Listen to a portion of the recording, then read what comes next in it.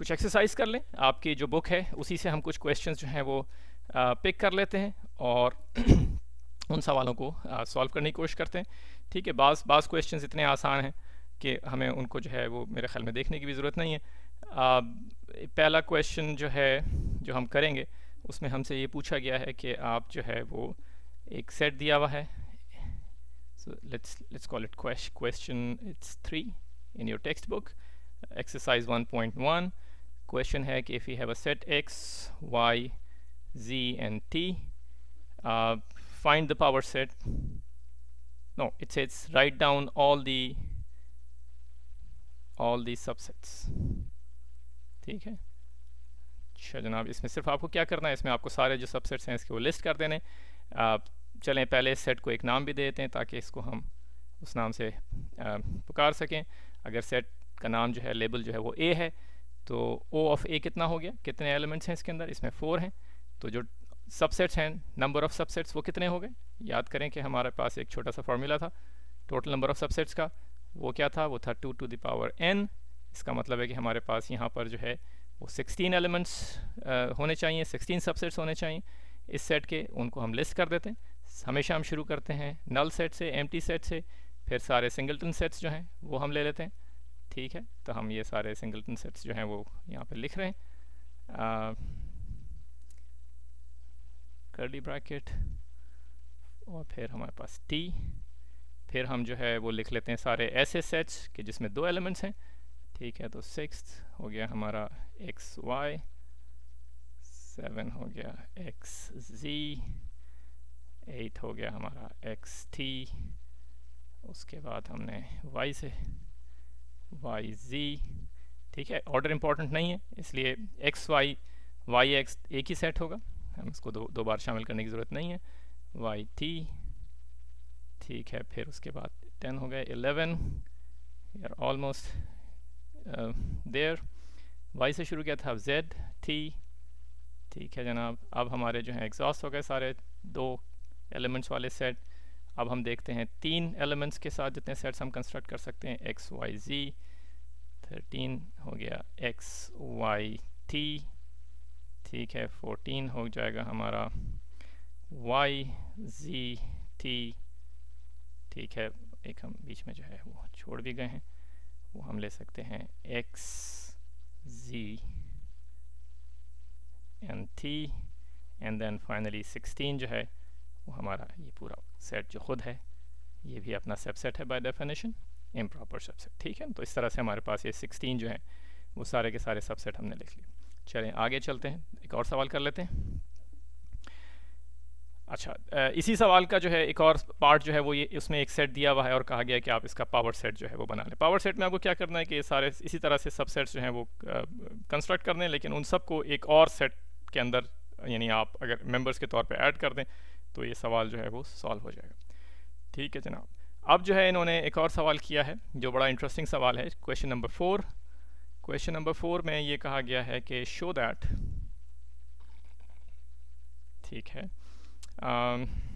that n which is our set of natural numbers, ठीक है, उन्होंने दिया हुआ भी है कि वो कौन से हैं, 1 2 3 and all the other elements, then e which is the set of even numbers 2 4 6 and all the others, and एक और सेट दिया हुआ है इन्होंने एक स्ट्रेंज सी एक नोटेशन के साथ, हमें नहीं मालूम ये क्या है, हम जब सिर्फ लिख लेते हैं ये है 1 3 5 जो सारे के सारे ऑड नंबर्स हैं। ठीक है, और इन्होंने कहा है कि show that these sets are equivalent. ठीक है,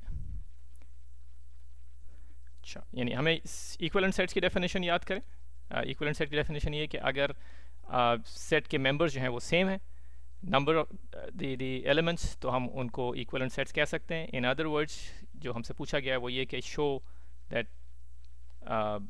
O of n is equal to O of e is equal to O of whatever that letter is, Q or whatever। ठीक है, तो ये हमसे पूछा गया कि show that this is the case। ठीक है। अब इसमें जो है इन्फिनिट नंबर है, यानी आपने देखा ये 3 डॉट्स एंड में लगे हुए हैं। हम कैसे शो करें कि इनकी जो मसलन साइज़ है, कार्डिनलिटी है इन सेट्स का, वो सेम है, यानी सेम नंबर ऑफ एलिमेंट्स हैं।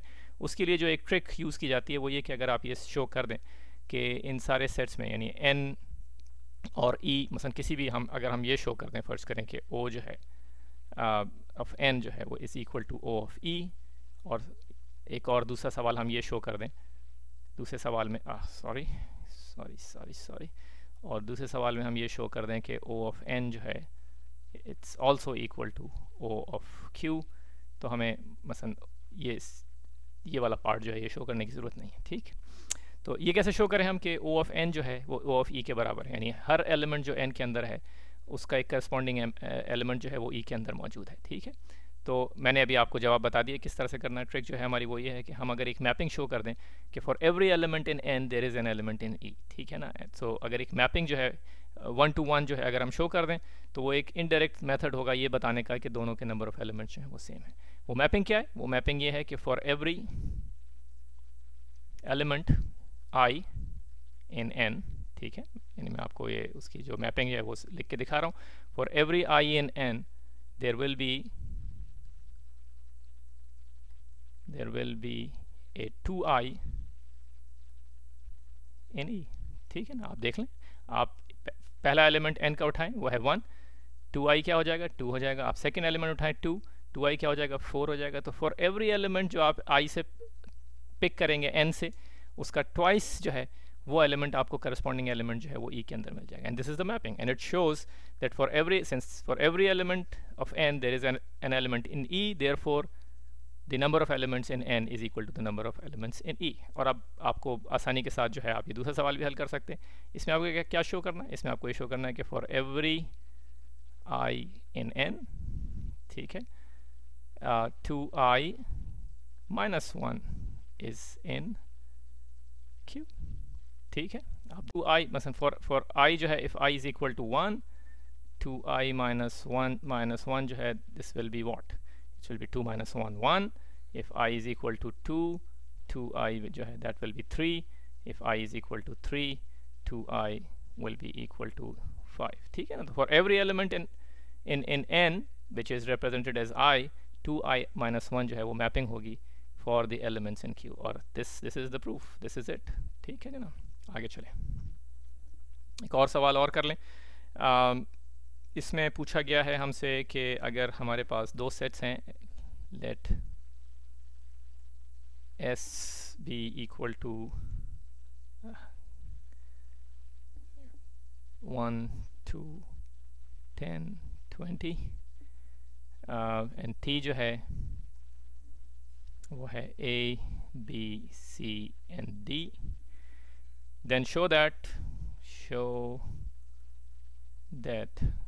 S is equivalent to T but S is not equal to T, ठीक है। क्या करना है हमें? डेफिनेशंस याद करें। डेफिनेशंस क्या है इक्विवेलेंट सेट्स की? इक्विवेलेंट सेट्स की डेफिनेशन ये है कि if OS is equal to OT then this will be the case। OS क्या है? OS 4 है। OT क्या है? ये भी 4 है। therefore आप कह सकते हैं therefore S is equivalent to T। S is not equal to T या S is equal to T ये establish करना है। याद करें क्या definition थी? If S is a subset of T and T is a subset of S, ठीक है, then S and T are equal। हमारे केस में आप देखें, और if and only if वाली कंडीशन थी, याद होगा आपको साफ नज़र आ रहा है कि ना S T का सबसेट है ना T S का सबसेट है, therefore S, ठीक है, therefore S is not equal to T, ठीक।